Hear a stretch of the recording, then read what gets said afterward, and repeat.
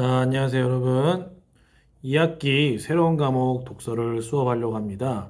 근데 우리가 독서를 하기 위해서 일단 비문학 공부법에 대해서 먼저 안내를 하려고 해요. 특히 그와 관련해서 중요도 평정이랑 요약하기 방법에 대해서 설명하려고 하거든요. 아마 작년 1학년 때 선생님 때 수업을 들었던 사람들은 뭐 방과후 학교에서든지 아마 들었을 가능성이 커요. 선생님 설명했던 기억이 나거든요. 그래도 수업을 안 들었던 친구들이 있으니까 우리가 비문학을 어떻게 공부하고 어떻게 복습하면 좋을지 그 비문학 푸는 원리 및 그다음에 비문학을 요약하는 방법 등에 대해서 가르쳐 주도록 하겠습니다. 자, 일단 여러분 비문학을 할 때 가장 중요한 게 뭐냐면은 중요도 평정이라는 거예요. 중요도 평정. 중요도 평정은 뭐냐? 중요한 정도에 따라서 평가, 그러니까 점수를 매긴다는 뜻입니다. 쉽게 말하면 평정. 점수를 매긴다는 얘기인데 그냥 대충 1점에서 5점이라고 했을 때 이렇게 정해볼게요. 5점은 진짜 중요한 문장. 그다음 4점은 중요한 문장. 3점은 보통 문장. 2점은 조금은 덜 중요한 문장. 1점은 그냥 읽고 넘어가도 되는 문장으로 생각을 해볼게요. 그러니까 우리가 글을 읽다 보면 이런 생각이 들어요. 아, 이 문장은 진짜 중요하구나. 아, 이 문장은 그렇게 중요하지 않은데 생각보다 뭐 그냥 넘어가 될 것 같은데 이 문장은 아까 중요하긴 하지만 아까 그보다 좀 덜 중요해. 이건 아까 그보다 더 중요해. 이런 생각이 들죠. 우리 머릿속에는 알게 모르게 점수를 매기고 있어요. 근데 그 점수를 매기는 걸 중요도 평정하는데 우리가 사실 비문학이나 독해하면서 얘는 4점이야, 3점이야, 2점 이렇게 매기진 않죠. 하지만 머릿속에서 나름대로 우리가 중요하다, 중요하지 않다 매기고 있잖아요. 그게 나름 점수를 매긴다고 생각하면 그게 바로 중요도 평정입니다. 한번 예시를 한번 들어볼게요. 자, 문화 상대성과 관련된 질문인데요. 자, 봤더니 총 6개의 문장으로 이루어져 있어요. 문화의 상대성을 인정하지 않는 태도는 문제가 있다. 딱 읽으면 어때요, 여러분들? 뭔가 문화의 상대성, 인정하지 태도 문제가 있다. 뭔가 필자의 생각이 확 들어간 것 같죠? 그래서 왠지 중요한 문장 같아요. 점수를 매기자라면 한 4점 정도? 예컨대라 보면 여러분들 이거 예시거든요, 예시. 예컨대 자기 문화의 관점에서 다른 문화를 부정적으로 평가하는 자문화 중심주의는 민족이나 인종 간 갈등을 유발하고 국가 간 협력을 방해할 수 있다라고 돼 있으면서 1번을 설명해 주는 문장이죠. 그렇죠? 그러면 이건 어쨌든 1번보다는 덜 중요한 문장이에요. 그다음 반면 나왔다는 얘기는 2번이랑 반대되는 문장이라는 얘기겠죠. 한마디로 2번과 3번은 중요한 문장이지만 같은 등위의 중요한 문장이고요. 2번, 3번은 1번보다 좀 덜 중요한 문장이라는 걸 알 수 있습니다. 반면 다른 어떤 문화를 우수하다고 믿고 자신의 문화를 낮게 평가하는 문화 사대주의가 지나치면 문화의 주체성을 잃고 우리 문화의 주권이 침해되기 쉽다라고 나와 있네요. 자, 세계화가 될수록 이러한 태도들은 경계해야 할 대상이다. 문화란 개인이나 인간 집단이 자연을 변화시켜온 물질적, 전신적 과정의 산물로서 각 사회마다 상대적인 가치를 지니고 있기 때문이다. 따라서 다른 문화를 바라볼 때는 포용적이고 상호 존중하는 태도가 필요하다라고 나와 있네요. 지금 그렇죠? 여러분 읽으면서 아마 자연스럽게 머릿속에 이 문장은 중요한데 이 문장은 앞에보다 덜 중요한데 뒤에 이 문장은 가장 중요한데 아마 이런 생각이 들었을 거예요. 머릿속에 점수를 매겼을 텐데 이 머릿속에 점수를 매기는 건 사실 사람마다 다르긴 합니다. 하지만 선생님이 한번 매겨본 거 볼까요? 그래서 어떻게 매겼냐? 아까 1점부터 우리가 5점까지 매긴다고 했었죠.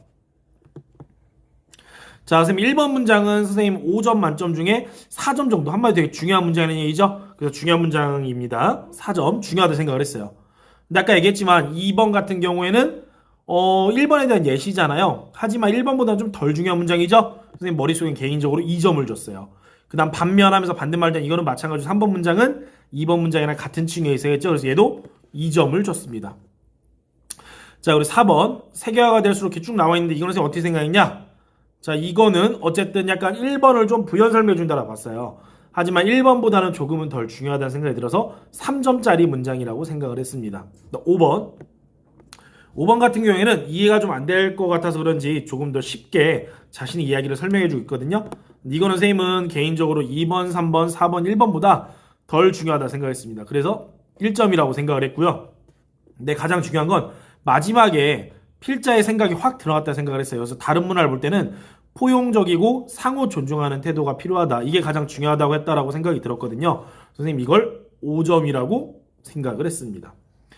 한마디로 우리가 비문학을 풀 때 보면 밑줄을 그으면서 밑줄을 치면서 우리가 문제를 풀 거잖아요. 몇 점짜리를 밑줄을 긋는다라는 기준은 없습니다. 사람마다 다를 거예요. 근데 선생님이라면 내 개인적으로 3점 정도 생각하는 문장부터 밑줄을 칠 것 같거든요. 그럼 1번 문장 밑줄 당연히 쳤겠죠. 그쵸? 2번은 아마 안 쳤을 겁니다. 선생님 개인적으로. 그다음 3번도 안 쳤을 거고요. 4번도 안 쳤을 거예요. 그쵸? 그다음 5번 가면 당연히 안 쳤겠죠? 근데 6번 가면 여러분들 1번, 3번보다 더 중요한 문장이잖아요. 선생님은 아마 어떻게 했을 것이냐? 아마 물결 이런 식으로 해서 앞에 거보다는 더 중요하다는 사실을 아마 강조했을 겁니다. 그리고 우리가 읽어나가면서 여러분들 담화표지라고 하는데요. 담화표지란 무엇이냐? 그 뒤에 내용을 예측하게 해주거나 아니면 앞에 내용을 예측하게 해주거나 서로 반대 뭐 예시가 나오겠구나 이거는 비교를 나타내는 거구나 이런 것처럼 그 다음 이야기를 좀 예측하게 해주는 것들을 담화표지라고 하는데요. 선생님이 여러분 1학년 때 쉽게 예를 들었던 거는 우리가 차를 타고 갈 때 내비게이션 얘기해 주잖아요. 뭐라 얘기해요? 전방 200m 앞 뭐 과속방지 턱입니다. 뭐 전방 200m 앞 우회전입니다. 이렇게 얘기해 주잖아요. 근데 여러분 만약에 내비게이션이 미안해요. 방금 전에 과속방지 턱이었는데 너무 늦게 말했네요. 이렇게 하면 여러분들 의미가 있겠어요? 없겠어요? 내비게이션이? 내비게이션에 의미가 없겠죠? 내비게이션이 미리 알려주는 게 뭐예요, 여러분들? 미리 예측하는 운전을 할 수 있도록 해주는 거잖아요. 이와 마찬가지로 담화표지도 우리가 글을 읽어나가면서 제대로 이해를 못할 수도 있잖아요. 그러니까 일종의 필자가 어느 정도 힌트를 주는 거라고 생각하시면 됩니다. 이거 지금까지 예시였구나. 이거는 되게 중요한 문장이구나. 지금과는 반대되는 내용이 나오겠구나. 이렇게 예측할 수 있도록 힌트를 주는 것들이 담화표지입니다. 이 문단에서 보자면 뭐 예컨대라든지 뭐 반면 뭐 따라서 하면 결과가 나오겠구나 알 수 있잖아요. 그렇죠? 이런 것들이 담화표지라고 볼 수 있겠네요. 자, 그럼 중요도 평정의 실제 어떻게 하냐? 선생님 읽어나가면서 밑줄을 친다 그랬죠? 자, 보면은 일단 문화의 상대성 선생님 아마 동그라미 칠 거예요. 중요한 단어니까. 그 다음에 왠지 이 글의 핵심 키워드 같아서 나는 아마 별표를 2개 칠 겁니다. 그렇죠? 그리고 정말 중요한 문장인데 어떻게 쳤어 보니까 이렇게 물결 표시를 했죠. 인정하지는 태도 문제가 있다. 그 다음 쭉 읽어나면서 예컨대 이건 또 담화 표시잖아요. 그렇죠? 예시를 드는구나. 그래서 아마 선생님이 동그라미 칠 겁니다. 여러분은 쳐도 되고 안 쳐도 됩니다. 개인마다 스타일이 다르기 때문에. 그다음 쭉 읽어나가다 보면 자문화 중심이지. 또 이거 동그라미 치겠죠. 중요한 단어 같으니까 핵심 단어 같으니까 그다음 별표를 분명 칠 겁니다. 선생님은 그쵸? 그다음 밑줄 쫙 그을 거고요. 당연히. 그다음 반면이라는 걸 보면 당연히 또 반대되는 얘기가 나오겠구나 라는 걸 알 거예요. 여러분들. 그러니까 당연히 동그라미 칠 것 같고 쭉 가보면 또 중심 단어 나오죠. 문화 사대주의. 그쵸? 문화 상대성을 설명하기 위해서 자문화 중심주의와 문화 사대주의라는 개념을 가지고 왔어요. 근데 이 문화 사대주의는 자문화 중심주의랑 같은 층위에 비슷한 개념이 같은 층위로 중요한 개념이겠죠. 그래서 별표 하나 칠 거고 또 줄을 쫙 쳐줄 겁니다. 아까 선생님이 이거는 좀 덜 중요하다고 했잖아요. 그러니까 아마 밑줄 이렇게 친 것 같고 쭉 내려가면은 따라서라고 나오는 순간 결과 나오겠구나. 당연히 또 동그라미 칠 거고요. 마지막에 다른 문화를 바라볼 때는 포용적이고 상호 존중한 태도 필요. 이게 가장 중요한 것 같아요. 그래서 위에 그냥 밑줄 쳤던 거랑 구분하기 위해서 또 이렇게 물결로 처리를 해줄 겁니다. 여러분 비문학을 읽든 어떤 글을 읽든 여러분 읽어나가면서 자연스럽게 머리가 스스로 중요도를 판단하게 돼 있어요. 그럼 중요도 판단할 때마다 정말 중요한 단어는 좀 동그라미 좀 치시고요. 더 중요하면 별표도 좀 치시고요. 그다음에 밑줄을 쳤는데 이거보다 더 중요한 게 있다. 더 강조하고 싶다. 그러면 선생님처럼 물결을 표시한다라든지 이게 정해진 답은 아니니까 여러분들의 스타일대로 만들어서 한번 잘 해보시기 바랍니다. 자, 그럼 이번에는 요약하기 방법을 가르쳐 줄게요. 우리가 비문학 문제를 다 풀잖아요, 여러분들. 비문학 문제를 다 풀면, 시험 때 비문학 문제 다 풀면은 이제 복습을 해야 돼, 복습. 근데 복습할 때 어떻게 해야 되냐, 여러분들. 문단도 다 요약하셔야 되고요. 글의 전체 주제도 요약하셔야 됩니다. 근데 이 요약하기 방법은 크게 4가지가 있어요. 무엇이냐? 첫 번째, 선택. 다른 말로 선정이라고도 합니다. 두 번째는 삭제. 세 번째는 일반화. 네 번째는 재구성. 자, 하나하나 쉽게 설명해보자면 선택은 뭐냐? 우리가 5개로 문장이 이루어진 한 문단을 읽었어요. 근데 봤더니 두 번째 문장 아니면 세 번째 문장이 그냥 이게 중심 내용이야. 중심 이야기야. 그럼 그 문장을 그대로 갖다 적는 게 바로 요약할 때 선택의 방법입니다. 선택. 자, 그럼 삭제란 무엇이냐? 좀 이따 뒤에서 예시를 들어주겠지만 자, 아까처럼 또 5개의 문장이 있어요. 근데 첫 번째 문장의 앞부분 그 다음 세 번째 문장의 뒷부분이 중요한 것 같아. 그럼 뭐예요? 첫 번째 문장 뒤랑 두 번째 문장이랑 세 번째 문장 첫 부분 딱 지워지겠죠? 삭제하고 두 개를 합쳐주죠? 자, 이런 게 바로 삭제입니다. 그러니까 문단 내에서 불필요한 걸 삭제한 다음에 합치는 방법이 삭제입니다. 아까 선택 같은 경우에는 그냥 그대로 가져온 게 선택이에요, 여러분들. 일반화는 무엇이냐? 일반화는 하위 범주를 상위 범주로 묶어주는 거예요. 요약한다는 것 자체가 애초에 좀 간략하게 하는 거죠, 여러분들. 그러니까 굳이 하나하나 쓸 필요가 없어요. 예를 들어서 바나나는 어떤 효능이 있고 딸기는 어떤 효능이 있고 포도는 어떤 효능이 있다 이런 얘기 있을 때 바나나, 딸기, 포도의 효능이라고 정리하기보다는 뭐 과일의 효능, 뭐 우리나라 제철 과일의 효능 이런 식으로 요약한다라면 조금 더 간략하게 될 수 있겠죠. 그게 바로 일반화입니다. 일반화. 자, 그럼 재구성은 무엇이냐? 내가 글을 읽었는데 중심 문장이 머릿속에 자꾸 맴돌긴 해.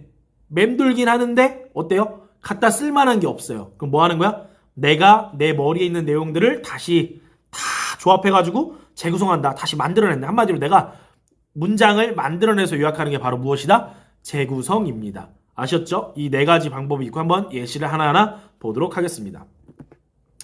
자, 선생님 요약하는 문제 선택을 일단 먼저 예시를 보여주려고 해요. 선생님 해군의 복장과 관련된 문단을 글을 가져왔는데 한번 읽어보세요, 여러분들. 한번 읽어보세요.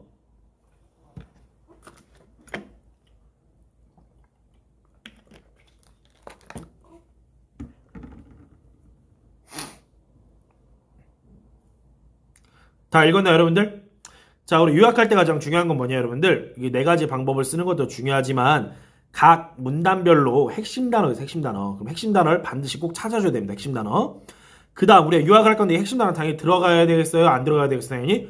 그렇죠, 들어가야죠. 그러니까 뭐 해야 된다? 핵심 단어를 반드시 집어넣어서 요약하는 습관을 기르셔야 됩니다.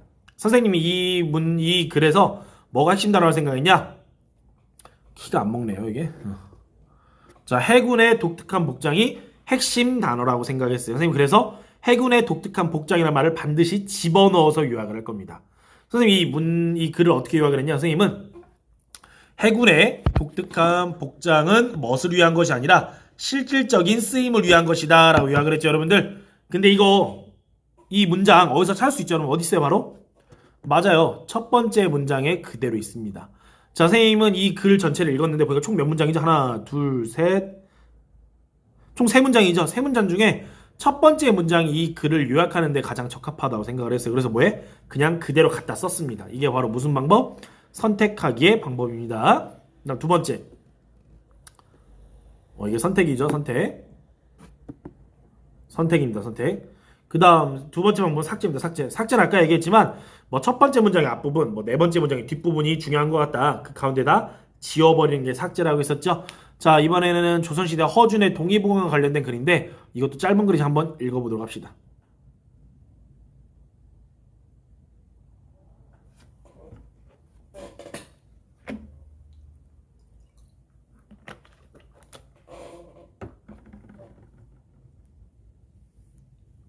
자, 그럼 읽었어요, 여러분들? 그럼 마찬가지로 이것도 요약할 때 뭐 해야 돼? 핵심 단어를 먼저 잡아야 돼, 핵심 단어. 선생님 핵심 단어를 뭐라 생각했냐? 당연히 이 글은 전체적으로 다 동의보감을 설명하기 때문에 동의보감이라고 했습니다. 근데 여러분들 이 핵심 단어란 사람마다 조금씩 다를 수 있습니다. 개수가 다를 수도 있고요. 선택한 게 다를 수도 있어요. 그러니까 나는 틀렸어 이렇게 좌절하지 말고요.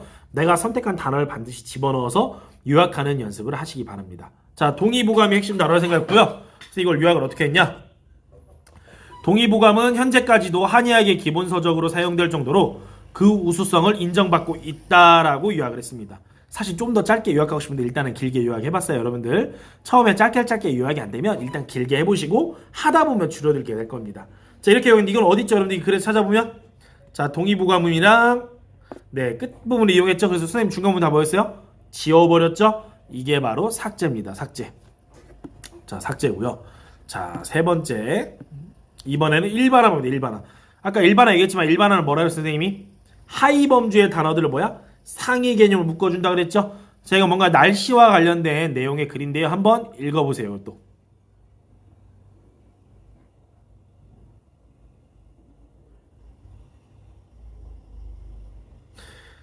자, 이거는 봤더니 미국, 뉴욕, 미국의 캘리포니아, 그 다음 뉴욕, 러시아, 스위스, 여러 나라를 이야기 나왔죠? 근데 보니까 다 날씨와 관련된 내용이 나왔어요. 근데 날씨는 날씨인데 그 계절에 맞지 않은 이상기후와 관련해서 나와 있죠? 그래서 어떻게 선생님이 요약을 했냐? 세계 곳곳에서 이상기후 현상이 일어나고 있다라고 이야기를 했어요. 자, 세계. 오타네요, 여러분들. 어이가 아니라 여인데 오타를 냈네요. 세계 곳곳에서 이상기후 현상이 일어나고 있다. 자, 미국. 그 다음 미국의 캘리포니아, 뉴욕, 러시아, 스위스 이렇게 하면 너무 길잖아요. 그렇죠? 이걸 뭐라 묶어버렸으냐? 세계 곳곳. 그 다음에 지금 날씨가 이렇다, 오렌지가 얼어붙었다, 최고 기온이 올라갔다, 이런 얘기를 했잖아요. 그러니까 그거를 어떻게 했다? 그냥 한 번에 이상기후. 이렇게 선생님이 상위 범주로 묶어버렸죠? 이게 바로 뭐다? 요약하기 방법의 일반화입니다. 일반화. 자, 보니까 이게 4개를 선생님은 3개 곳곳으로 줄였고요. 그 다음에 이 4가지를 또 뭐야? 이상기호로 줄였다. 이게 바로 일반화의 방법입니다. 자, 이번에는 재구성의 방법인데, 재구성 아까 얘기했지만 글 속에서 뭐야? 쓸만한 게 하나도 없어요. 쓸만한 요소 하나도 없어. 근데 뭐야? 그렇죠. 내 머릿속에 맴돌아. 중심 내역이 맴돌아. 그럼 뭐 하는 거야? 내 머릿속에 맴도는 걸 내가 조합해서 새롭게 만드는 게 바로 뭐다? 재구성이다라고 설명했죠. 호떡과 관련된 짧은 글인데요. 한번 읽어보세요.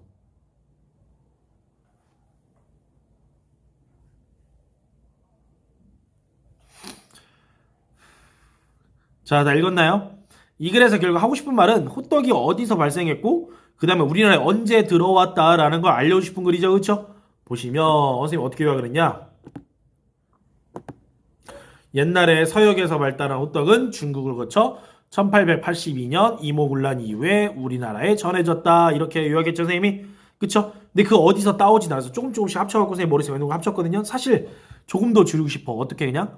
뭐 호떡의 유래 이렇게 줄이고 싶은데 그냥 지금은 여러분 연습삼아 한번 보여주는 거니까 좀 길게 해봤습니다.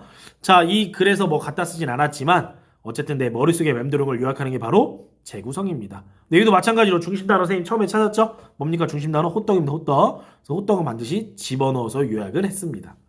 여러분 선택을 하든 삭제를 하든 재구성을 하든 일반화를 하든 어쨌든 뭐야? 핵심 단어를 꼭 반드시 찾으셔야 됩니다. 자, 이렇게 요약하기 방법인데 요약하기 어떻게 쓰냐? 우리가 모의고사라든지 혼자 공부할 때 비문화 풀잖아요, 여러분들. 물론 이거 시험 볼 때 이렇게 하라는 얘기 아니에요, 여러분들. 푼 다음에 혼자 복습하실 때 각 문단을 나눠보시고요. 문단별로 핵심 단어 찾고 핵심 단어를 집어넣어서 반드시 요약하는 좀 연습을 하시기 바랍니다. 그 선생님 때 수업 들은 사람 알겠죠? 선생님 문제 하나하나 다 찾는 거 알죠? 왜 틀렸는지 안 틀렸는지 줄수도 샀잖아요, 여러분들.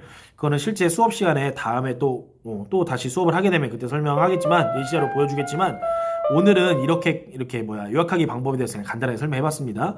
자, 그러면 우리가 비문학을 할 때 어떤 마음가짐을 가져야 되냐? 이건 재구성이고요. 어떤 마음가짐을 가져야 되냐? 자, 첫 번째, 국어의 정답은 반드시 본문 안에 있음을 명심하셔야 됩니다.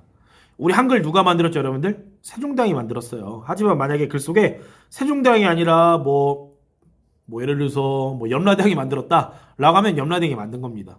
국어 그래서 거짓말을 하고 있으면 거짓말들을 믿으셔야 돼요. 물론 국어 지문 낼 때 절대 거짓말로 내지는 않아요. 그렇죠?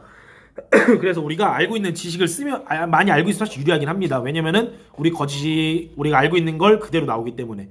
근데 문제는 우리가 가끔은 잘못 알고 있을 수도 있고요. 내가 알고 있지만 그 범주가 글에 언급이 안 될 수도 있어요. 그렇기 때문에 반드시 국어의 정답은 본문 안에 있다는 걸 생각하시고요. 꼭 본문에서 찾는 노력을 하셔야 됩니다. 그다음 두 번째.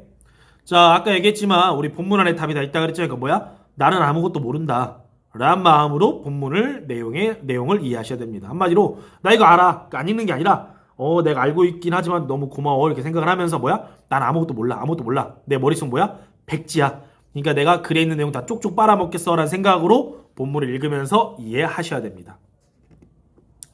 그 다음 본문을 읽기 전에 문제를 먼저 보라 했죠, 선생님이 항상. 근데 문제도 볼 때 여러분들 무조건 문제를 다 읽는 게 아닙니다. 문제의 발문만 먼저. 발문이 무엇이냐? 3.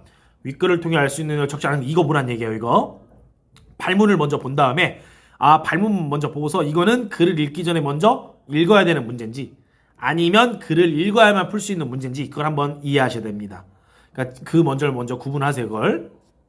그 다음 내가 지문을 읽기 전에 먼저 읽어야 되는 문제예요. 그럼 그 문제를 다 읽을 수는 없겠죠. 그쵸? 1, 2, 3, 4 다 읽으면 어차피 기억도 안 나요.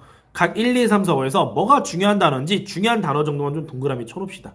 동그라미 쳐놓으면 글 읽어나가면서 맞다 이거 문제 나왔었지 하면서 가서 해결할 수 있거든요. 그러니까 비문학 문제 어떻게 해결하죠? 우리가 비문학 시간을 줄이는 게 굉장히 중요하잖아요, 여러분들. 물론 독해력이 좋으면 글을 쫙 읽어나간 다음에 쭉 풀어도 상관은 없어요. 근데 우리가 그 어떤 문제가 있냐? 글을 쭉 읽고 문제를 풀어요. 그럼 아까 예를 들어서 2번에 3번을 풀고 있어요. 아까 지문이 있었던 거 어딨지? 어디 있더라? 여기 있네. 2번에 4번 본 거 같은데 어딨지? 여기 있네. 이렇게 하나하나 찾아야 돼요, 다시. 그러니까 시간이 오래 걸리거든요. 근데 만약에 우리가 단어를 이렇게 핵 체크해놨잖아. 그럼 지문 읽어나가다 아까 이거 문제 나왔던 건데 잠깐 문제로 가서 이거 맞는 얘기네, 동그라미. 쭉 읽다가 아까 이거 2번에 4번에 대해 동그라미 쳤던 그 단어인데 가서 동그라미 X. 이렇게 해서 문제가 풀려 있어야 됩니다. 물론 비문학의 모든 문제가 그렇게 다 풀릴 수는 없어요, 여러분들. 하지만 시간 절약 차원에서 우리가 지문을 읽어나가면서 풀 수 있는 문제들이 있어요. 그것들은 반드시 해결하고 넘어가셔야 됩니다. 아셨죠? 자, 그 다음 지저분하게 풀어야 됩니다. 지저분하게. 우리는 여러분들 너무 깨끗하게 풀어. 여러분 눈으로만 풀잖아, 그렇죠? 근데 항상 농담삼아 얘기하지만 여러분들 나중에 자신한테 물려줄 거예요. 아들아, 이거는 아빠가 20년 전에 고등학교 2학년 때 너한테 물려주기 위해서 갖고 있던 2020년 6월 모의평가 문제다. 이렇게 줄 건가요, 여러분들? 아니잖아요. 어차피 비문학은 한 번 풀고 땡, 여러분 한 번 풀고 버리면 돼. 그러니까 뭐야? 좀 더럽게 푸세요, 더럽게. 우리가 눈으로 읽는 것보다 눈과 손으로 함께 읽는 게 더 머리에 잘 남습니다, 기억에. 아셨죠? 그러니까 꼭 손과 눈으로 같이 푸시 바랍니다. 근데 어떻게 지저분하게 푸냐? 중요도 평정에 따른 밑줄. 아까 얘기했죠? 중요하면 밑줄. 읽다가 더 중요하면 뭐 물결. 중요한 단어 해봐. 동그라미. 핵심 단어 뭐야? 별표. 어라 이거 담화표지네. 앞뒤 문배 좀 이해하게 도와주네. 뭐야? 동그라미 아니 뭐 네모. 이런 식으로 하셔야 됩니다. 근데 이 표시는 그냥 선생님의 표시일 뿐이고 여러분들 나름대로 편한 표시를 만들어서 그거를 꼭 실천하면서 읽으시기 바랍니다. 아셨죠? 그 다음 여러분 지문을 읽다 보면 특히 과학 지문 같은 경우에 이거 하면 이거 되고 이거 하면 이거 되고 그래서 뭐 압력이 높으면 부피가 낮아지고 뭐 부피가 낮아지면 밀도가 높아지고 막 이런 것들이 있어요, 여러분들. 그런 지문들. 근데 그런 지문들이 문제가 뭐냐면은 나중에 글 읽고 나서 글 읽으면서 풀잖아요. 이거 되게 헷갈려. 밀도가 높았었나? 뭐 이렇게 되게 헷갈린단 말이야. 그러니까 뭐 해라? 한쪽에 표를 그리세요. 한쪽에 표를 그리세요. 뭐 밀도 화살표 위, 뭐 그다음 뭐 부피 화살표 아래, 그다음 뭐 질량 뭐 화살표 위 이런 식으로 좀 그리세요. 알았죠? 또 경제 지문 같은 경우 보면 뭐를 조치를 취하면 뭐가 되고 뭐가 되는 거 있잖아요. 뭐 그래서 뭐 금리를 인상하면 뭐 대출이자가 올라가고 뭐 금리를 떨어지면 대출이자 내려가지만 뭐 그만큼 뭐 고객의 부담은 뭐 줄어 이런 거 있잖아요. 그러면 그것도 마찬가지로 인과관계도 이렇게 화살표로 표시하고 좀 이렇게 화살표 위아래 표시해가지고 한쪽에 그려놔. 여러분들 문제 풀면서 좀 더 쉽게 풀 수 있습니다. 이런 친구들 선생님 문제 풀기도 바쁜지 언제 그거 그리고 앉았어요? 라고 얘기하는 친구들 있어요. 근데 여러분들 어차피 여러분이 안 그리고 이해 못 하잖아요. 글 읽어나면서 계속 읽어. 그 시간이 더 오래 걸립니다. 그럴 바에는 차라리 표 그리는데 시간을 조금 더 써라. 그 다음에 그 표 보고 오케이 이렇게 딱딱 때려 맞추면 됩니다. 이해하셨나요? 이 비문학 독해는 어떻게 하는지는 선생님이 다음에 수업하면 설명을 할 텐데 오늘은 간단하게 어떻게 접근하는지에 대해서만 설명하도록 하겠습니다. 자, 여러분들 선생님이 비문학 예시 자료로 2022학년도 수능 예시문학 문제지를 가져왔어요. 이거 여러분 선생님이 반장들 통해서 다 전달했죠? 이게 2022년에 바뀌는 수능의 형태인데요. 거기서 비문학 한 문제 가져왔습니다. 우리 항상 비문학 보시면 알겠지만 어때요, 여러분들? 이렇게 쭉 보시면 다음 글을 읽고 물음에 답하시라고 되어 있죠. 여러분들 다음 글 읽고 물음에 답하시오. 이건 뭐를 의미한다, 여러분들? 맞아요. 항상 얘기하지만 정답은 글 속에 있다. 한마디로 나는 아무것도 모른다라는 생각을 푸시면 됩니다. 자, 쭉 내려가 보시면 그러면 문제는 어떻게 돼 있냐? 자, 보면 문제를 봤더니 5번, 6번, 7번, 8번, 9번, 10번이 있네요. 그렇죠? 근데 여러분 10번 보면 알겠지만 이거는 사실 뭐예요? 10번 같은 경우에는 여러분 보시면 알겠지만 글을 전체를 이해를 못해도 풀 수 있는 문제예요. 이런 문제는 어떻게 풀어야 되죠? 여러분들이 만약에 시간이 얼마 안 남았어. 그럼 비문학을 다 찍어야 돼. 그럴 때는 빠르게 이런 문제만 찾아서 풀어야겠죠? 그러니까 10번 문제 사실상 여기서 비문학 지문과 관련된 문제는 아닙니다. 정확히 얘기하면 그냥 앞뒤 문맥 보고서 문장 바꿔치기 단어 바꿔치기 이런 거 있잖아요. 이런 거는 시간 없을 때 빨리 이것만 푸시면 되고 이건 사실 비문학 관련된 문제가 아니다. 자, 그럼 5, 6, 7, 8, 9라고 볼 수 있을 텐데 5번 볼까요? 5번을 봤더니 독서의 목적을 고려하여 윗글을 추천하고자 할 때 이렇게 나와 있죠, 여러분들. 그렇죠? 그럼 이거는 미리 읽어야 될까 안 읽어야 될까요? 잘 모르겠어. 근데 선생님 생각에는 아마 이거는 글을 다 읽고 읽어야 될 것 같습니다. 근데 6번을 보시면 6번은 뭐라 했죠, 여러분들? 윗글을 통해 알 수 있는 내용 가장 적절한 것은 돼 있죠, 여러분들? 윗글을 통해 알 수 있대요. 윗글을 통해. 그 말은 뭐야? 윗글을 읽으면 밑에를 알 수 있다라는 내용이죠. 이거 사실 바꿔 얘기하면 윗글을 통해 확인할 수 있는 내용으로 적절한 것은 적절한 이런 얘기거든요. 이거 바꿔 얘기하면 4개는 틀렸다는 얘기야. 그럼 1, 2, 3, 4, 5 중에 여러분들 핵심 단어 찾고 그걸 머릿속에 넣어둔 상태에서 비문학을 읽으셔야 됩니다. 자, 그러면은 1번에 보면 현실에서 발생한 일이라도 발생하지 않았다고 의심을 할 수 있다라고 돼 있는데요. 그렇죠? 여기서는 현실에서 발생한 일 이게 아마 핵심 단어가 되겠네요. 그 다음 뭐 이원론은 완전히 물리적인 체계에도 정신이 독립적으로 있다고 본다 돼 있죠. 그럼 이원론이 핵심 단어가 될 거고, 그럼 이원론을 머릿속에 넣어놨다가 비문학 문장을 풀면서 맞아 이원론 아까 있었어. 그럼 푸는 겁니다. 그렇죠? 아이고 자꾸 이상하게 먹히네요.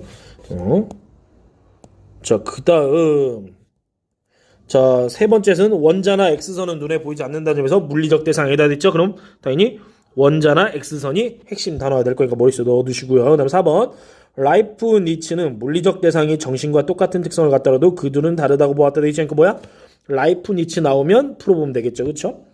그다음 데카르트는 언어를 사용하거나 수학적 추론을 할 수 있는 기가 출현하리라고 예상했다 돼 있죠 여러분들. 이건 당연히 데카르트가 핵심 단어가 되겠네요. 그러니까 지문을 풀다가 데카르트 나오면 6번에 5 와서 맞았네 틀렸네. 4번도 아까 라이프니츠였나요? 맞았네 틀렸네. 이렇게 체크하라는 얘기입니다. 이해하셨나요 여러분들? 이렇게 하시면 되고요. 그다음 7번 기억에 대한 동일론자의 대답은 적절한 건 돼 있죠 여러분들. 근데 기억을 한번 찾아보시면 기억을 보면 뭐 컴퓨터와 같은 완전히 물리적인 체계는 정신을 가질 수 없는가라는 질문이 있죠. 이런 거는 여러분들 글 전체를 이해하고 풀 수 있는 문제잖아요. 근데 이렇게 밑줄 쳐져 있는 문제들은 일반적으로 위아래 5줄 이내에 정답이 있다고 생각하시면 돼요. 근데 우리가 아까 보시면 6번 같은 문제는 지문을 읽기 전에 먼저 읽어야 되는 문제거든요. 근데 7번 같은 경우는 그러지 않으셔도 됩니다. 왜냐면 6번은 이걸 찾으려면 글 전체를 다 찾아야 되니까 굉장히 부담스러워요. 하지만 밑줄이 쳐져 있는 것 같은 경우는 어떻다? 네, 위아래 5줄 정도 있기 때문에 그냥 글 다 읽은 다음에 위아래 5줄 정도만 읽으면 됩니다. 사실 부담스럽지 않잖아요. 그 정도 있는 거 그쵸? 그러니까 여러분들 이거는 그냥 지문 다 읽고 풀면 되는 문제다. 그 다음 8번 봤더니 윗글을 참고하여 보기를 이해해야 돼 있죠. 그쵸? 보기를 이해하래요. 보기를. 자, 그러면 이건 윗글을 참고하지 않으면 보기를 이해할 수 있다 없다? 없다. 한마디로 이 8번 문제는 어떤 문제? 맞아요. 지문을 먼저 이해한 다음에 읽어야 되는 문제니까 이거는 발문만 봤을 때 밑에 1, 2, 3, 4를 읽을 필요가 없답니다. 그 다음 9번을 보시면 A에 드러난 동일론의 주장에 대해 이원론이 비판한다고 할 때 비판으로 적절한 거 나와 있죠 여러분들? 근데 A를 봤더니 여기는 또 동일 대표로 이원론자고 A 나와 있네요. 그쵸? 근데 이것도 보시면 딱 느낌이 오죠 여러분들? 이것도 왠지 글 전체를 다 봐야만 풀 수 있는 문제인 것 같죠? 그러니까 이것도 당연히 읽을 필요가 없다. 한마디로 이 지문은 딱 봤을 때 어떤 문제 먼저 풀어줘야 돼요? 맞아요. 어떤 문제 먼저 읽어줘야 돼요? 6번은 당연히 먼저 읽으셔야 되고요. 그 다음에 5번, 7번, 8번, 9번 같은 경우는 어떻다? 지문을 다 읽은 다음에 풀어야 되는 문제다. 그 다음 10번 같은 경우에는 만약에 시간이 없을 때에는 어떻게 해라? 5, 6, 7, 8, 9보다 10번 먼저 풀어서 점수 2점이라도 가져가자. 이해하셨죠? 다음 시간에 선생님이 기회가 되면 비문학을 실제로 푸는 모습을 한번 보여주도록 하겠습니다.